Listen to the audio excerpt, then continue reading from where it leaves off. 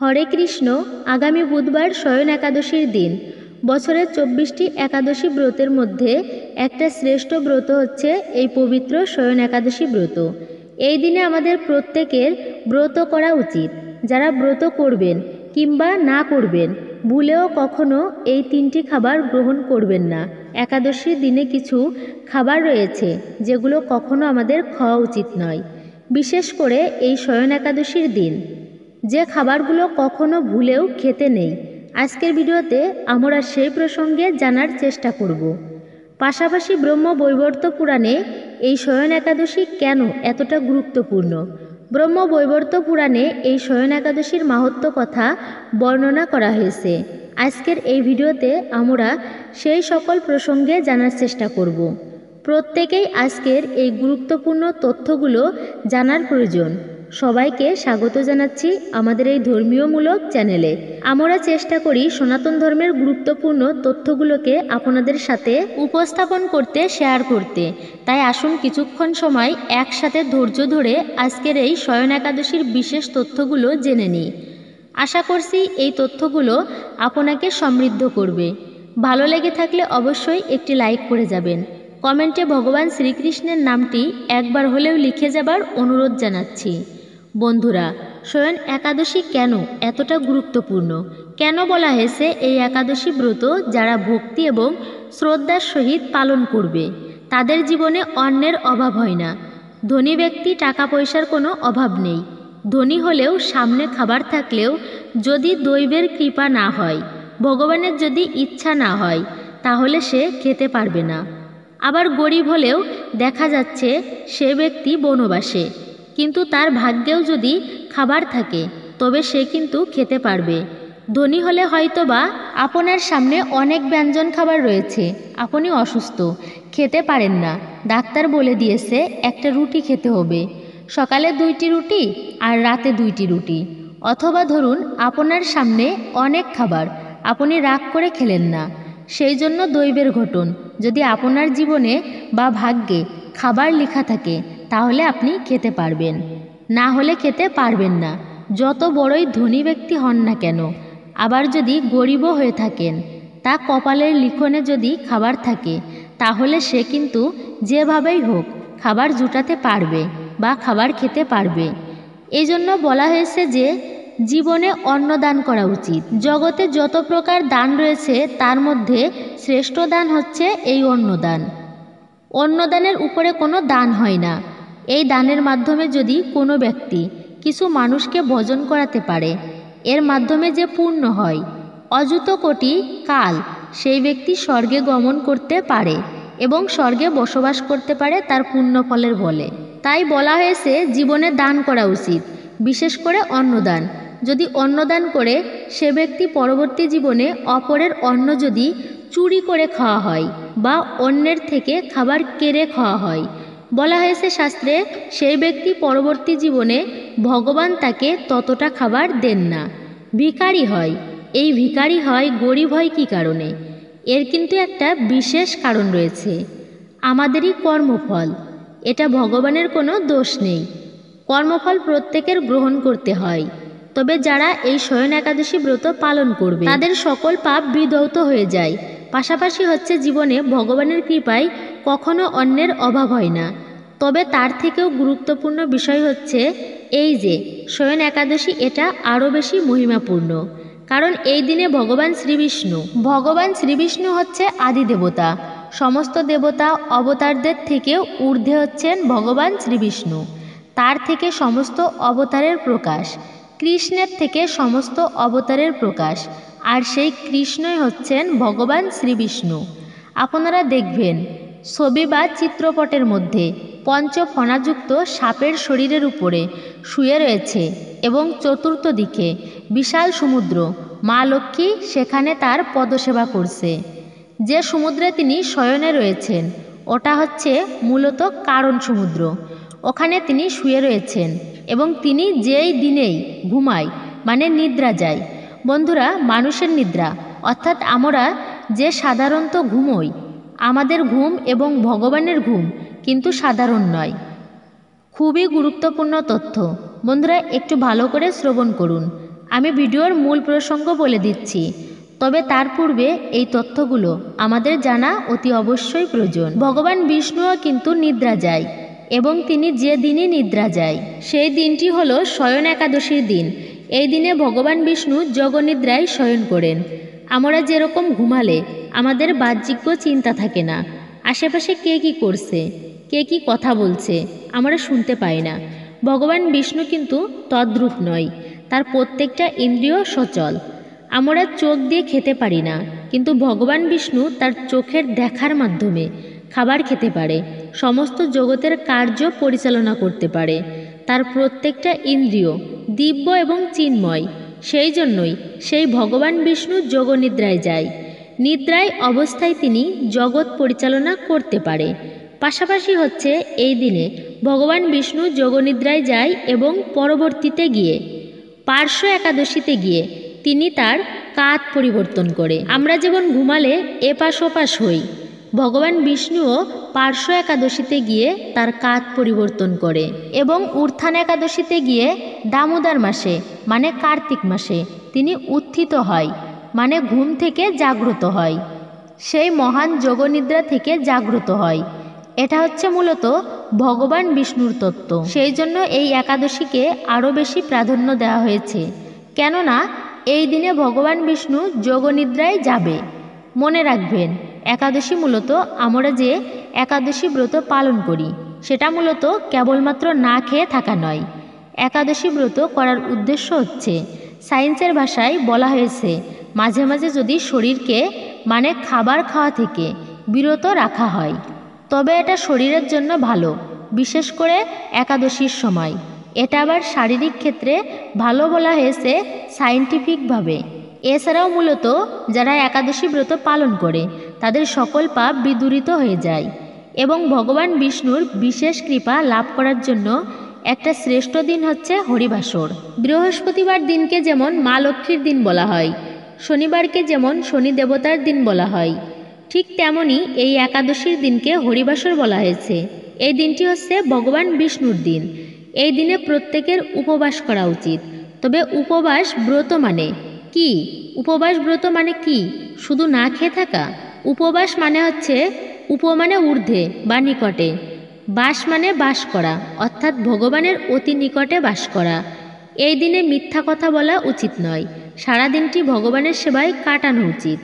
উপবাস ব্রত মানে হচ্ছে সংযম করা। এই দিনে মিথ্যা বলা উচিত নয়, স্ত্রী সঙ্গ করা উচিত নয়, অবৈধ সঙ্গ করা কখনোই উচিত নয় ইত্যাদি। অর্থাৎ দিনটিতে বিশেষ করে গুরুত্ব দেওয়া হয়েছে, সেটি হচ্ছে ইষ্ট দেবতার পুজো অথবা ভগবানের পুজো করা উচিত। এর মাধ্যমে নিঃসন্দেহে যে ভক্ত প্রতিটা একাদশী ব্রত ভক্তি এবং শ্রদ্ধার সহিত পালন করে সেই ব্যক্তি নিঃসন্দেহে ভগবানের বিশেষ কৃপা লাভ করে। এবং বলা হয়েছে এই যে শয়ন একাদশী ব্রত, যেটি মূলত কখন থেকে কখন একাদশী তিথিটা শুরু হচ্ছে এবং পালন কখন করতে হবে সেটা আমরা প্রথমেই জেনে নিচ্ছি। একাদশী শুরু হচ্ছে মূলত আগামীকাল অর্থাৎ মঙ্গলবার বিকাল 5টা 25 থেকে একাদশীর মূল যে তিথি সেটা শুরু হচ্ছে এবং একাদশী তিথি থাকবে বুধবার সন্ধ্যা 6টা 12 পর্যন্ত। সেই জন্য উদয় তিথি মেনে বুধবারে এই ব্রত পালন করতে হবে। কিন্তু আপনি ব্রত ভালো করলেন, অর্থাৎ ব্রত পালন ভালোভাবে করলেন। এই ব্রত 3 ধরনের হয়। এই যে আমরা উপবাস করি, এই উপবাসটা হচ্ছে মূলত 3 ধরনের। একটা কথা রয়েছে গুড বেটার বেস্ট, তেমনি উপবাসের ক্ষেত্রেও একটা হচ্ছে সর্বোত্তম ভালো, মধ্যম আর কনিষ্ঠ। সর্বোত্তম হচ্ছে আপনি যদি জল ফোঁটাও না খেয়ে ব্রত পালন করতে পারেন, একেবারে জল পর্যন্ত পান করবেন না, এটা হচ্ছে উত্তম ব্রত। এভাবে করলে সম্পূর্ণ ব্রতের ফল লাভ করা যায় বিশেষভাবে। অনেকেই আছে বর্তমানে কলিযুগ যারা একাদশী ব্রত পালন করে, তারা জল ফোঁটাও পর্যন্ত যদি গ্রহণ না করে শারীরিক সমস্যা, গ্যাসের সমস্যাও হতে পারে। তাই অনেকেই ফলমূল খেয়ে একাদশী ব্রত পালন করে।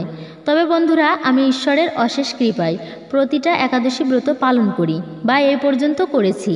সব কয়টা সম্পূর্ণ নির্জলাভাবেই পালন করেছি। তবে বন্ধুরা, আপনারা আপনাদের সামর্থ্য অনুযায়ী এই একাদশী ব্রত পালন করবেন। যদি সম্পূর্ণ নির্জলা ব্রত পালন করতে না পারেন, আপনি ফলমূল আহার করবেন এবং ফল অর্থাৎ পবিত্র এটা আপনি গ্রহণ করতেই পারেন। তাতেও যদি অসমর্থ হন যে আমার ফল খেয়ে হচ্ছে না, সেক্ষেত্রে আপনারা সবজি রান্না করে খেতে পারেন। তবে সবজির মধ্যে কিন্তু যে কোনো সবজি নাই, বিশেষ করে বলা হয়েছে মিষ্টি কুমড়া, মিষ্টি আলু, আলু, পেঁপে, কাঁচকলা এগুলো সেদ্ধ করে অথবা আপনারা এগুলি রান্না করে, তবে রান্নার সময় আবার সরিষার তেল ব্যবহার করা যাবে না। আপনারা ঘি অথবা সূর্যমুখী তেল দিয়ে আপনারা রন্ধন করে ভগবানকে ভোগ অর্পণ করে প্রসাদ রূপে গ্রহণ করতে পারেন। তবে যারা সবজি খেতে পারেন না, সেক্ষেত্রে আপনারা ভগবানকে ফলের ভোগ নিবেদন করে সেটি প্রসাদ হিসেবে গ্রহণ করতে পারেন। এক্ষেত্রে হচ্ছে ব্রত করার সঠিক নিয়ম কি সেটা বলে দিচ্ছি, যদিও অনেকেই জানেন, তবুও সংক্ষেপে আবার বলে দিচ্ছি যে অবশ্যই আপনারা একাদশীর আগের দিনে মানে দশমীর দিনে নিরামিষ খাবার গ্রহণ করবেন, মানে সংযম করবেন। নিজেকে পরের দিন ব্রত করার জন্য প্রস্তুতি করবেন, এটাই হচ্ছে সংযম করা। আগের দিনে নিরামিষ খাবার গ্রহণ করতে হয় এবং রাতে 12টার আগে খাবার খেয়ে নেবেন।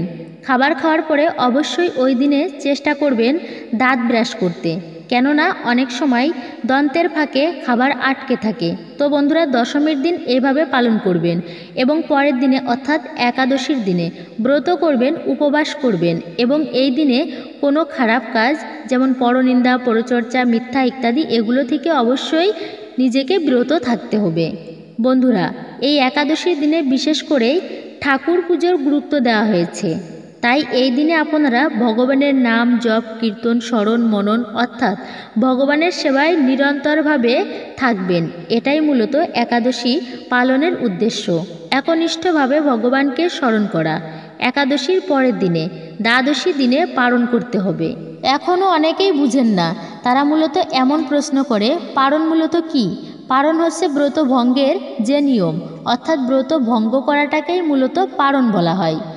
সেই সময়টা হচ্ছে কিন্তু পরের দিন অর্থাৎ বৃহস্পতিবার। শয়ন একাদশী ব্রত ভঙ্গের পারণ বৃহস্পতিবার 5:12 থেকে 9:50 মধ্যে সকালবেলা পালন করে নিতে হবে। তবে একটা বিষয় হচ্ছে, অনেকেই বলে থাকে যে একাদশী ব্রত যদি না করা হয় সেক্ষেত্রে সকল পাপের ভাগী হতে হয়। তাহলে কি অসুস্থ হলেও এই ব্রত পালন করতে হবে? সেক্ষেত্রে প্রত্যেকেই বলবো আপনারা একাদশী ব্রত করবেন। 8 থেকে 80 বছর পর্যন্ত প্রত্যেকেরই এই ব্রত পালন করা উচিত। অসুস্থ হলেও যদি সম্ভব হয় আপনি অবশ্যই ব্রত পালন করবেন। ভগবান এটা দেখবেন যে ব্যক্তি অসুস্থ রয়েছে তবুও তার মধ্য দিয়ে আমার ব্রত করতেছে, ভগবান এটাকে বেশি প্রাধান্য দেয় এবং সেই ভক্তকে নিঃসন্দেহে বিশেষভাবে কৃপা করেন। তারপরও যদি অত্যন্ত অসুস্থ হয়ে থাকে, একেবারে ব্রত করার মতো অসমর্থ, সেক্ষেত্রে ব্রত করার দরকার নেই। কারণ শরীর যদি একেবারেই না চলে তবে কিভাবে ধর্ম কাজ করবেন বা অন্যান্য কাজই করবেন? এরপর একটা প্রশ্ন হলো, একাদশীর আবির্ভাব কিভাবে হলো? বন্ধুরা, ভিডিওটি হয়তো বড়ই হবে। একাদশী সৃষ্টির শুরুতে ছিল না। সৃষ্টির প্রথমে না ছিল বেদ, না ছিল সঠিকভাবে ধর্মাদি পালন। মানুষ সঠিকভাবে জীবনযাপন করতো না, উচ্ছৃঙ্খলভাবে জীবনযাপন করত এবং এই সময় সেই জন্য যমরাজ তাদেরকে শাস্তি দিত মানুষের পাপ কার্যের জন্য। তো এভাবে একদিন ভগবান বিষ্ণু তিনি নরক দর্শনের জন্য গেলেন, গিয়ে যমরাজের সাথে কথা বলছিলেন। এটা মূলত ব্রহ্মবৈবর্ত পুরাণে খুব সুন্দরভাবে বর্ণনা করা হয়েছে। জৈমিনী ঋষি এই প্রশ্নটা করেছিলেন তার গুরুদেব ব্যাসদেবকে, যে গুরুদেব একাদশী ব্রতকে কেন এত প্রাধান্য দেওয়া হয়েছে, এই ব্রত পালন করলে আমরা কি ফল লাভ করতে পারি? তখন ব্যাসদেব সে ব্রহ্মবৈবর্ত পুরাণে এই প্রশ্নের উত্তর দিয়েছিল যে সৃষ্টির শুরুতে একাদশী ছিল না। ওই সময় ভগবান বিষ্ণু নরক দর্শনে গিয়েছিল। তো গিয়ে শুনতেছে দক্ষিণ দিকের যে নরক সেখান থেকে ভয়ানক কিছু আত্মাদের চিৎকার বা আর্তনাদ ভেসে আসছিল। ভগবান তো করুণাময়। যমরাজ তখন শ্রীবিষ্ণুকে বলতে লাগলো, হে প্রভু, মর্তের পাপী মানুষেরা নিজ কর্মদেশে নরক যাতনা ভোগ করছে। সেই যাতনার আর্তচিৎকার শোনা যাচ্ছে। যন্ত্রণা কাতর পাপাচারী জীবদের দর্শন করে করুণাময় ভগবান চিন্তা করলেন, আমি সমস্ত প্রজা সৃষ্টি করেছি, আমার সামনে ওরা কর্মদোষে দুষ্ট হয়ে নরক যন্ত্রণা ভোগ করছে, এখন আমি এদের সদ্গতির ব্যবস্থা করব। ভগবান শ্রীহরি সেই পাপাচারীদের সামনে একাদশী তিথিরূপে এক দেবী মূর্তিতে প্রকাশিত হলেন। সেই পাপীদের একাদশী ব্রত আচরণ করালেন। একাদশী ব্রতের ফলে তারা সর্বপাপ মুক্ত হয়ে তৎক্ষণাৎ বৈকুণ্ঠ ধামে গমন করল। শ্রী ব্যাসদেব বললেন, হে জৈমিনী, শ্রীহরির প্রকাশ এই একাদশী সমস্ত সুকর্মের মধ্যে শ্রেষ্ঠ এবং সমস্ত ব্রতের মধ্যে উত্তম ব্রত। কিছুদিন পরে ভগবানের সৃষ্ট ভয়ঙ্কর দেখতে সেই পাপ পুরুষ এসে শ্রীহরির কাছে করজোড়ে কাতর প্রার্থনা জানাতে লাগলো, হে ভগবান, আমি আপনার প্রজা, আমাকে যারা আশ্রয় করে থাকে তাদের কর্ম অনুযায়ী তাদের দুঃখ দান করাই আমার কাজ ছিল, কিন্তু সম্প্রতি একাদশীর প্রভাবে আমি কিছুই করতে পারছি না, বরং ক্ষয়প্রাপ্ত হচ্ছি। কেননা একাদশী ব্রতের ফলে সব পাপাচারী ব্যক্তিরা বৈকুণ্ঠের বাসিন্দা হয়ে যাচ্ছে। হে ভগবান, এখন আমার কি হবে? আমি কাকে আশ্রয় করে থাকব? সবাই যদি বৈকুণ্ঠে চলে যায় তবে এই মর্তের জগতের কি হবে? আপনি বা কার সঙ্গে এই মর্তে ক্রিয়া করবেন? পাপপুরুষ প্রার্থনা করতে লাগলেন, হে ভগবান, যদি আপনার এই সৃষ্ট বিশ্বে ক্রিয়া করবার ইচ্ছা থাকে তবে আমার দুঃখ দূর করুন, একাদশী তিথির ভয় থেকে আমাকে রক্ষা করুন। হে কৈটব নাশন, আমি একমাত্র একাদশীর ভয়ে ভীত হয়ে পলায়ন করছি। মানুষ, পশুপাখি, কীটপতঙ্গ, জল, স্থল, বন, প্রান্তর, পর্বত, সমুদ্র, বৃক্ষ, নদী, স্বর্গ, মর্ত্য, পাতাল সর্বত্র আশ্রয় নেওয়ার চেষ্টা করেছি, কিন্তু একাদশীর প্রভাবে কোথাও নির্ভয় স্থান পাচ্ছি না দেখে আজ আপনার শরণাপন্ন হয়েছি। হে ভগবান, এখন দেখছি আপনার সৃষ্ট অনন্ত কোটি ব্রহ্মাণ্ডের মধ্যে একাদশী প্রাধান্য লাভ করেছে, সেই জন্য আমি কোথাও আশ্রয় পেতে পারছি না। আপনি কৃপা করে আমাকে একটি নির্ভয় স্থান প্রদান করুন। পাপ পুরুষের প্রার্থনা শুনে ভগবান শ্রীহরি বলতে লাগলেন, হে পাপ পুরুষ, তুমি দুঃখ করো না। যখন একাদশী তিথি এই ত্রিভুবনকে পবিত্র করতে আবির্ভূত হবে তখন তুমি অন্ন ও রবিশস্যর মধ্যে আশ্রয় গ্রহণ করবে, তাহলে আমার মূর্তি একাদশী তোমাকে বধ করতে পারবে না। বন্ধুরা, একাদশীর দিনে পাপ না করলেও পাপের ভাগী হবেন একাদশীতে অন্ন ভোজন করলে। সকল প্রকার পাপের ভাগী ব্রহ্মহত্যা, গুরুহত্যা, পিতামাতা হত্যা করার পাপ।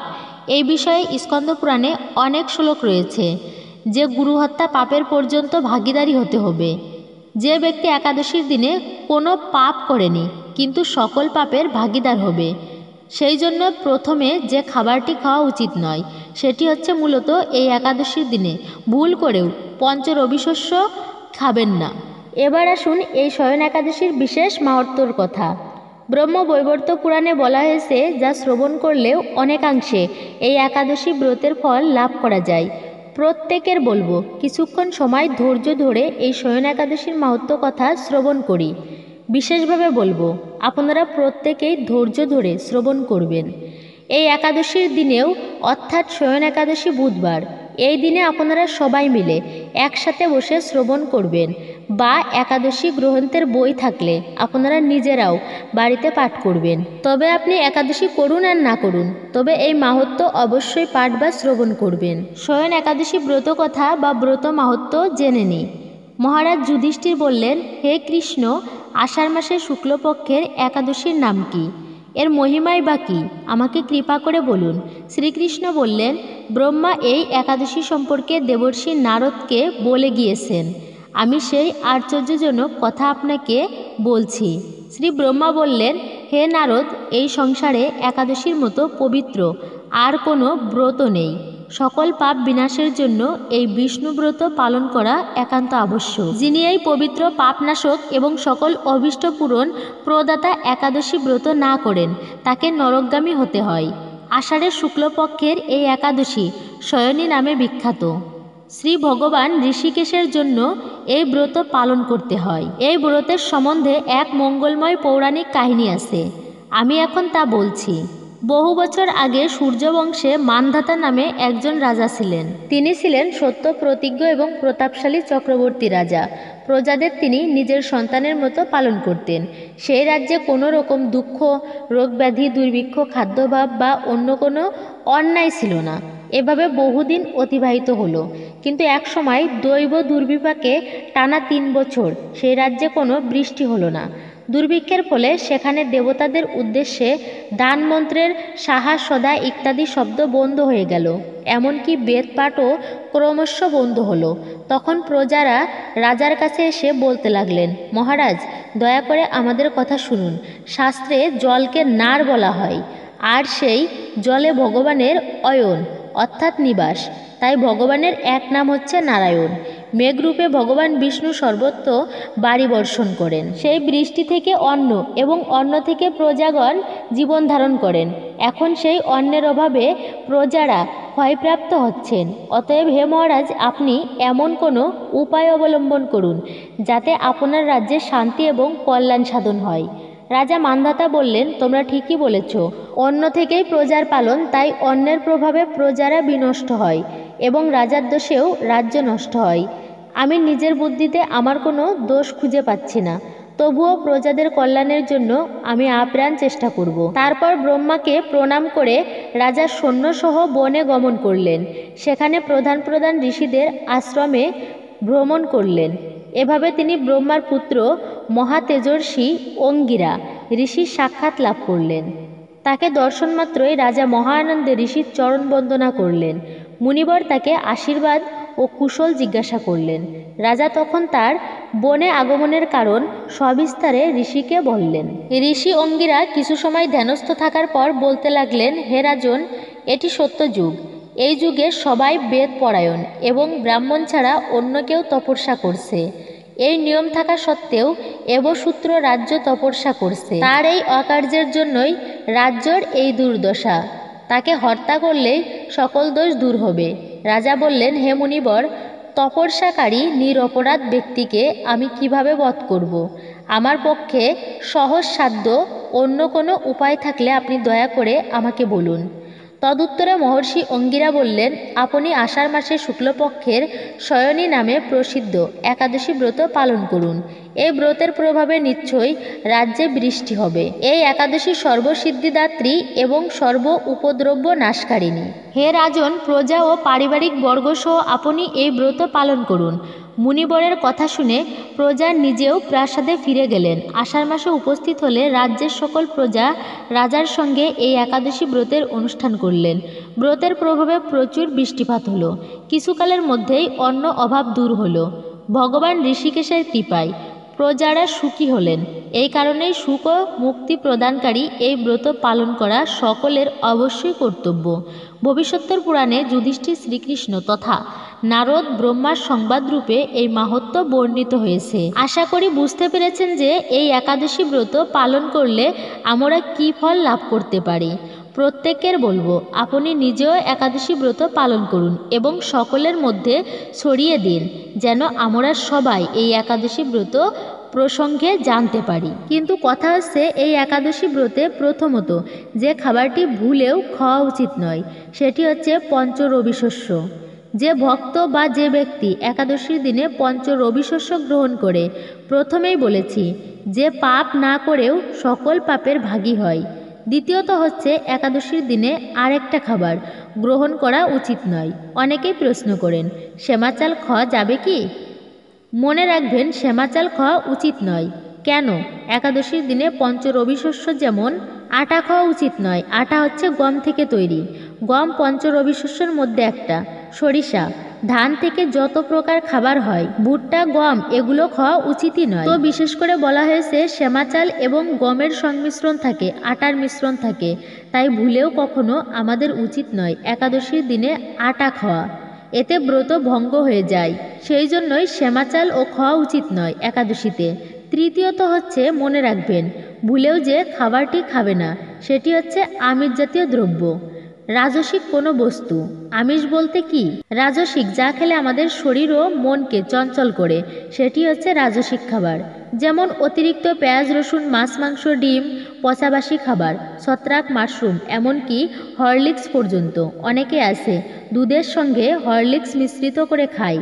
তবে দুগ্ধ হচ্ছে সবথেকে পবিত্র খাবার, সেটি অবশ্যই খাওয়া যাবে বা দুধ পান করা যাবে। কিন্তু একাদশীর দিনে রাজসিক খাবার, মাছ মাংস গ্রহণ করা উচিতই নয়। হরে কৃষ্ণ। যদি আপনি এই গুরুত্বপূর্ণ তথ্যগুলো পেয়ে সমৃদ্ধ হয়ে থাকেন, অবশ্যই একটা লাইক করে যাবেন। কমেন্টে আপনার ইষ্টদেবতার নাম একবার হলেও লিখে যাবার অনুরোধ জানাচ্ছি। ভগবান বিষ্ণুর কৃপায় সকলের জীবনে মঙ্গল হোক, এই কামনা করে আজকের ভিডিওটি এখানেই সমাপ্ত করছি।